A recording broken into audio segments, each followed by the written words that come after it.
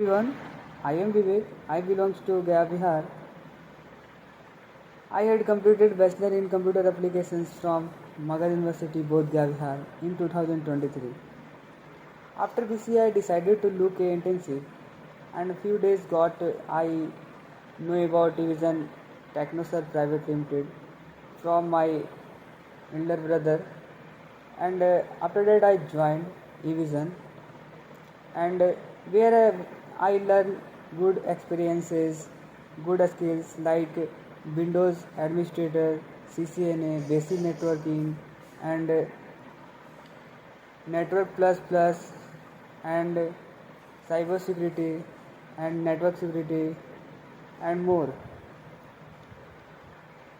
After that, I say gladfully, I placed in a lead Digital Private Limited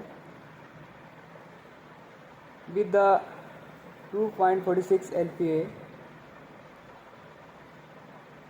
and I want to give my successor to eVision and supportive team of eVision and supportive trainers of eVision, and thank you eVision. Thanks for giving its opportunity.